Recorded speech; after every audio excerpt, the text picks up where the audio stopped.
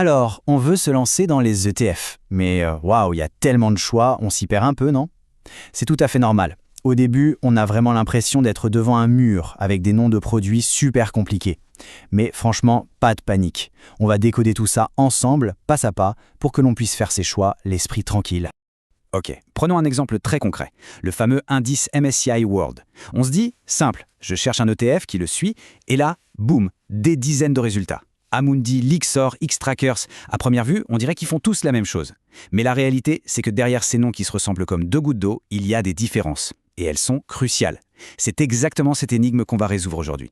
Juste avant de plonger dans le détail, un petit rappel rapide des bases. Un ETF, qu'on appelle aussi un tracker, c'est quoi au juste? Eh bien, c'est tout simple, c'est un fonds qui cherche à imiter, à suivre la performance d'un indice boursier, que ce soit le CAC 40 ou le S&P 500.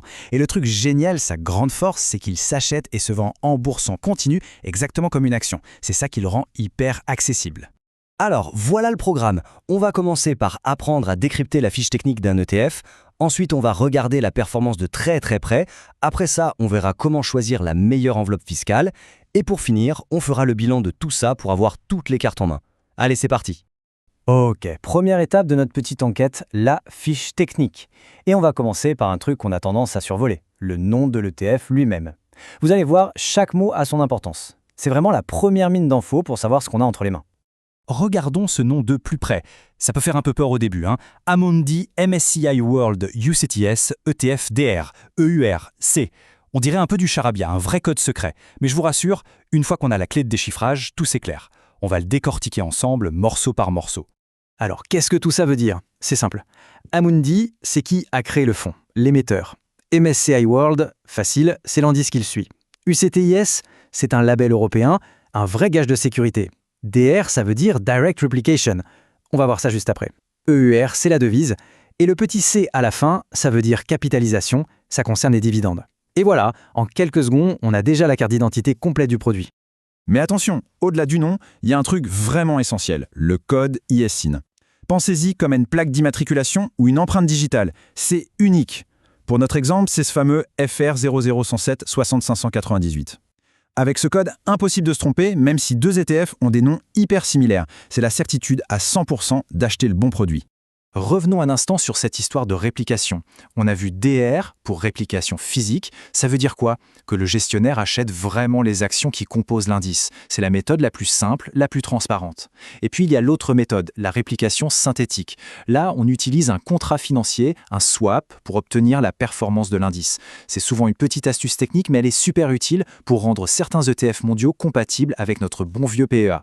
Et cette petite lettre à la fin, le C ou parfois un D, c'est super important, ça concerne les dividendes. Si on voit C, c'est pour capitalisation. En gros, les dividendes sont réinvestis automatiquement. C'est l'effet boule de neige parfait pour faire grossir son capital sur le long terme. Si c'est D, pour distribution, alors là, les dividendes tombent directement sur le compte. C'est top si on veut se créer un petit revenu régulier.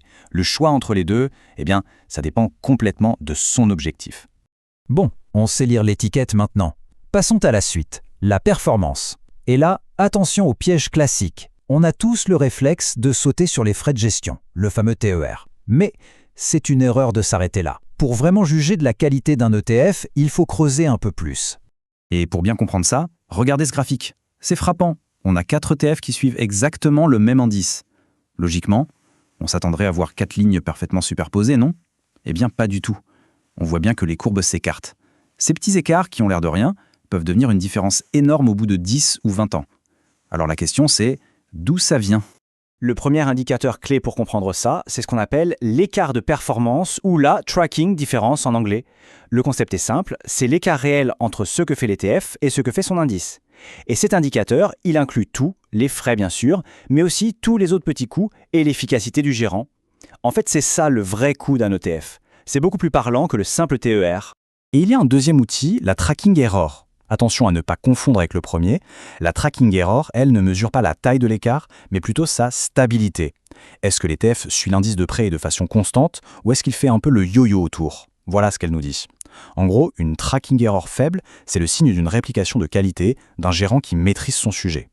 Ce graphique illustre ça parfaitement. Regardez. L'ETF 1 et l'ETF 2, sur la durée, ils ont la même performance. Ils partent du même point A pour arriver au même point B. Sauf que, le trajet n'a rien à voir. L'ETF 1, c'est une ligne droite, stable, prévisible, tracking error faible.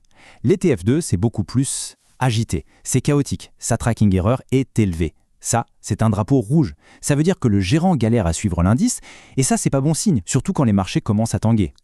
Ok, on sait maintenant comment choisir le bon ETF. Mais ce n'est pas tout. Il y a une autre question, et elle est hyper importante. Dans quelle enveloppe on va le mettre? Le choix du compte, PEA, assurance vie, c'est fondamental. Pourquoi? Parce que ça change complètement la fiscalité des gains, et donc le rendement net à la fin. En France, on a principalement 4 grandes options. Le fameux PEA, c'est le roi pour les actions européennes, avec 0 impôt sur les gains après 5 ans, imbattable. Ensuite, l'assurance vie, super souple, avec une fiscalité qui devient très douce après 8 ans, parfait pour le long terme. Il y a aussi le PER, le plan d'épargne retraite, qui permet de déduire ce qu'on verse de ses impôts. Et enfin, le compte titre ordinaire, le CTO. Lui, c'est la liberté totale, mais pas d'avantage fiscal spécifique. Clairement, le choix dépend des projets et de l'horizon de temps. Et voilà, on arrive au bout de notre enquête. On a assemblé toutes les pièces du puzzle. Il est temps de faire un petit récap de tout ce qu'on a vu pour être sûr d'avoir les bons réflexes et de naviguer dans cet univers des ETF avec sérénité. Alors, si on devait résumer en une checklist, ça donnait quoi? Premièrement, toujours vérifier le code ISN. C'est la sécurité. Deuxièmement, bien comprendre la méthode de réplication, physique ou synthétique. Troisièmement, comparer la performance avec la tracking difference pour connaître le coût réel et la tracking error pour juger de la qualité. Et enfin, choisir la bonne enveloppe fiscale. Avec ces quelques règles d'or, on ne subit plus ces investissements, on les choisit vraiment. Au final, l'univers des ETF, ça peut paraître intimidant, mais ce n'est vraiment qu'une question de méthode. Maintenant, on a toutes les clés pour lire entre les lignes, pour comparer intelligemment et surtout pour faire des choix qui nous ressemblent. La question, ce n'est plus comment on fait, mais plutôt qu'est-ce que je veux accomplir. Alors, maintenant que le code est cassé, c'est quoi votre plan?